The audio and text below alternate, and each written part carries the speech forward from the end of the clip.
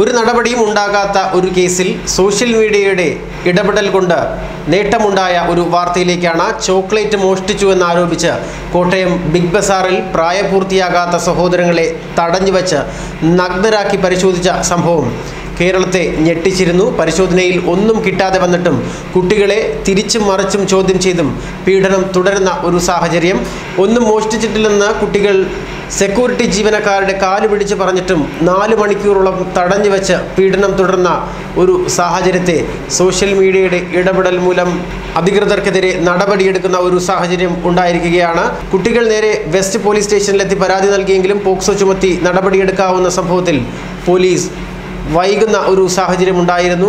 ഈ സാഹചര്യത്തിലാണ് സോഷ്യൽ മീഡിയയുടെ ഇടപെടൽ ഉണ്ടാകുന്നത്. ഇതിപ്പോൾ കേരളം മുഴുവൻ ചർച്ച ചെയ്യുകയാണ്. ബിഗ് ബസാറിൽ CCTV ക്യാമറ ഉൾപ്പെടെ ഉണ്ടായിരുന്നിട്ടും അതിൽ പരിശോധിച്ച് അതിൻ്റെ യഥാർത്ഥ സംഭവം ബോധ്യപ്പെടാതെ അതിന് തയ്യാറാകാതെ കുട്ടികളെ നഗ്നരാക്കി പരിശോധിക്കുകയായിരുന്നു. 12ഉം 14ഉം വയസ്സുള്ള ആൺകുട്ടികളെയാണ് അവരുടെ സഹോദരിമാരുടെ മുന്നിൽ വെച്ച് വസ്ത്രമഴിച്ച് പരിശോധന നടത്തിയത്. ഇതിൽ കേരളം മുഴുവൻ പ്രതിഷേധം അറിയിച്ചു കഴിഞ്ഞു.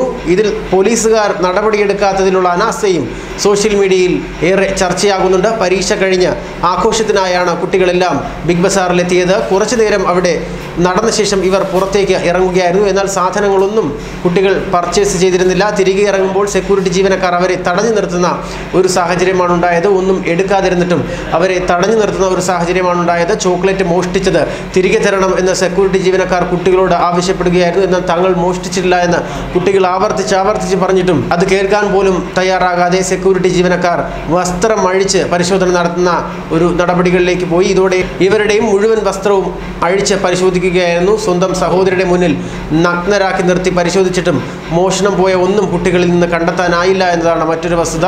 തുടർന്ന് 9 മണിയായിട്ടാണ് ഇവരെ വിട്ടയച്ചതും.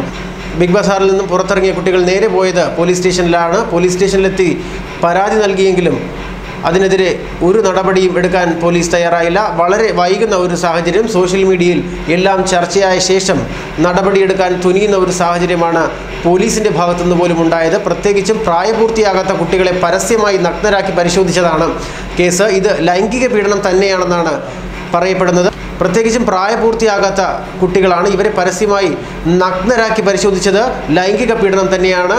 ഈ കേസിൽ പോക്സോ വകുപ്പ് തന്നെ ചുമത്തി കേസെടുക്കാം. എന്നിട്ടും ഇതിൽ പോലീസ് അനങ്ങുന്നില്ല എന്നതാണ് ഇതിൻ്റെ മറ്റൊരു വസ്തുത. കേസിൽ പുരോഗതി ഉണ്ടായിട്ടുണ്ട്. വിവരം സോഷ്യൽ മീഡിയയിലും മറ്റും വന്നതോടെ കുട്ടികൾ തുടർ നടപടികളിലേക്കും നീങ്ങിയിട്ടുണ്ട്. ബിഗ് ബസാറിലെ ക്യാമറകൾ വരെ പരിശോധിക്കാനായി എത്തിയിട്ടുണ്ടെന്നും വെസ്റ്റ് പോലീസ് ഇപ്പോൾ വ്യക്തമാക്കുന്നുണ്ട്. കുട്ടികളെ നഗ്നരാക്കി പരിശോധിച്ചു എന്ന ആരോപണം പക്ഷേ പോലീസ് നിഷേധിക്കുന്ന ഒരു സാഹചര്യമാണ് ഉണ്ടായിട്ടുള്ളത്. ഈ കാര്യത്തിൽ കൂടുതൽ വിവരങ്ങൾ നൽകാൻ പോലീസ് തയ്യാറാകുന്നില്ല എന്നതും ഇവിടെ ചൂണ്ടിക്കാട്ടപ്പെടേണ്ടതുണ്ട്. ചൊവ്വാഴ്ച വൈകിട്ട് 4:30യോടെയാണ് സഹോദരന്മാരും സഹോദരിമാരും അടങ്ങുന്ന സംഘം ഷോപ്പിങ്ങിനായി ബിഗ് ബസാറിലെത്തുന്നത്. പരീക്ഷ കഴിഞ്ഞതിൻ്റെ ആഘോഷത്തിനായാണ് കുട്ടികൾ എത്തിയതെന്നും കുട്ടികൾ പോലീസിനോട് മൊഴി നൽകിയിട്ടുണ്ട്. കുറച്ചു നേരം ഇവിടെ കറങ്ങിയ ശേഷം അവർ പുറത്തേക്ക് പോകുന്നതും ക്യാമറയിൽ കണ്ടുവെന്നും പോലീസ് പറയുന്നുണ്ട്. പക്ഷേ ഇവരെ നഗ്നരാക്കിയില്ല എന്നാണ് ഇപ്പോൾ പോലീസ് പറയുന്നത്.